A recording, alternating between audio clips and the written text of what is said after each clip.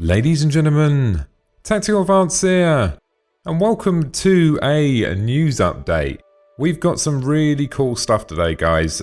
Over the weekend, we had the Gamescom event in Germany. Today, I'm going to give you a summary of what to expect in the next patch, and also in 3.0. Now, it looks like 2.5 will be going live either today or tomorrow.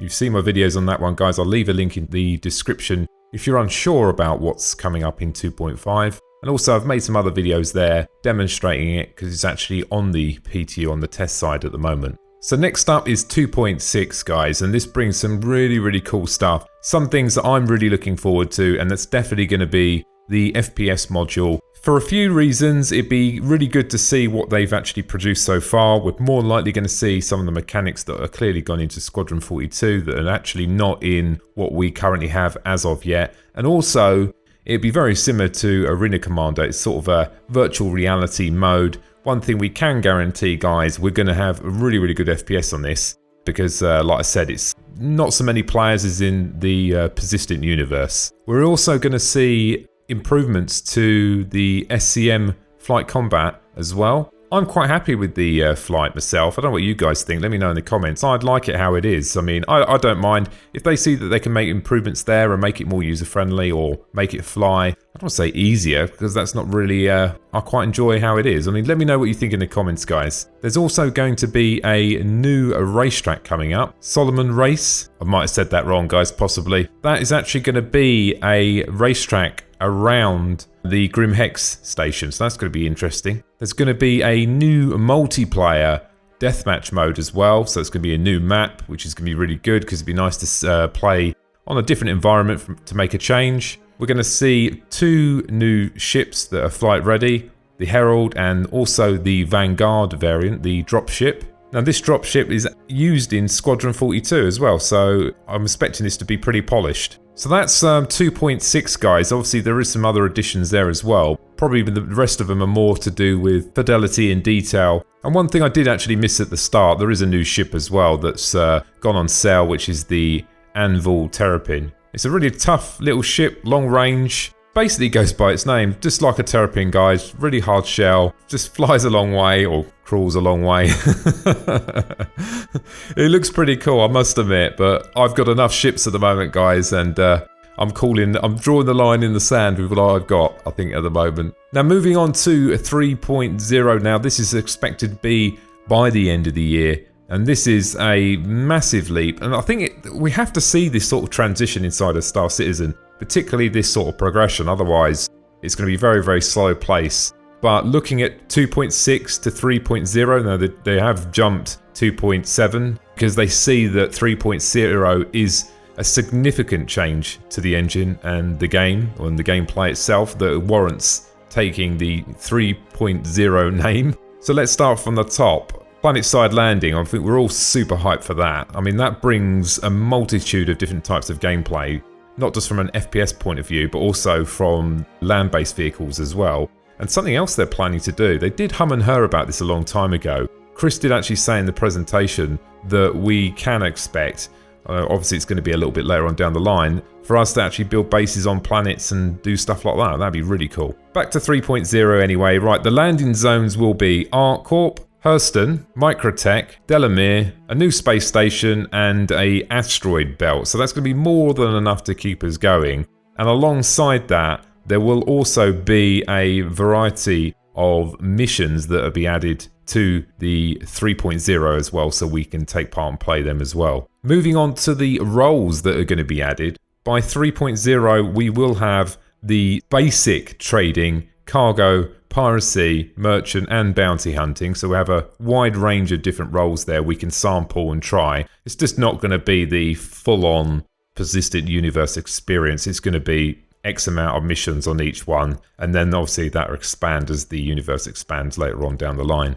We will see a small amount of NPCs. I think this is a progressional thing that they're working over the period of time. That's expected to scale up over the coming months after 3.0. 3.0 for them, I think they're putting quite a lot in. I mean, this is a pretty big change. I'm expecting them to have a few bugs, obviously, because this is a massive change. We'll also see item 2.0. Super excited about this one, guys. Finally, they're going to remove them use icons from the CryEngine.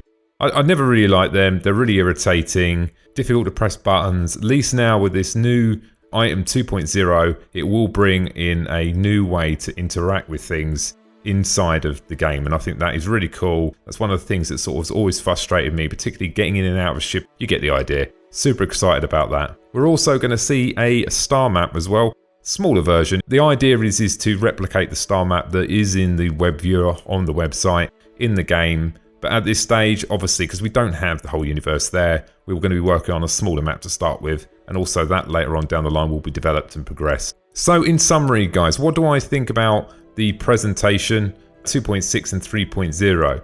Well, the presentation, to be honest with you, I was impressed. It was good.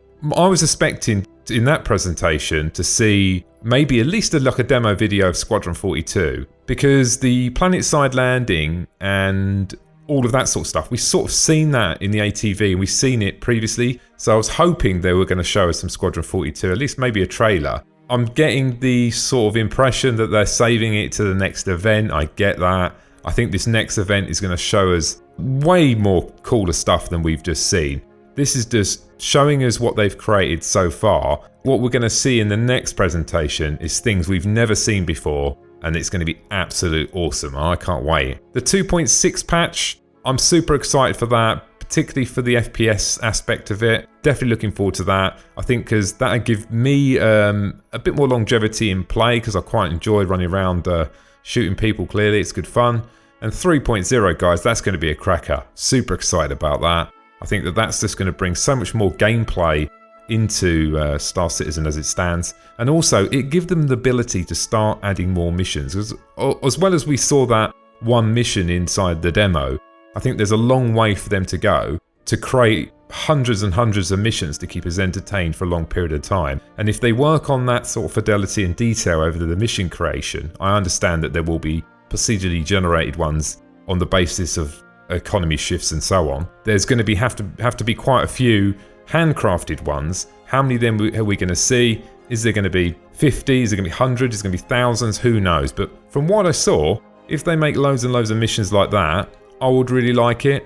A couple of people have said that if you have to land on a planet to go and get a mission, might take a long time to do. Take into consideration, that is one type of mission. That's one type. There's going to be trading. You've got all the other aspects are coupled around that. There's going to be so much for you to do once this is finally completed that I think that won't be such an issue. But at the same time, I sort of do like taking the longer missions. If something happens on the way, you don't mind. If it becomes repetitive, then yeah, I understand. It might grate you after a while. You look at it on face value now and you think, yeah, it looks great. But once you've done about 40 of them, you might think differently. As long as they make good variety in there, I think it'll work very well. And I think if they do that, then fantastic. I think it's going to be absolutely awesome. Guys, that's my summary. I hope you enjoyed that. I've got a bit of video in the background. And yeah, super excited, guys. We're sort of maybe a month and a week away from 2.6. Super excited. So this year, Christmas is going to be a great one. Let's hope they hit that Christmas mark and it doesn't go over. Anyway, ladies and gentlemen, thanks for listening. And don't forget to subscribe. Bye now.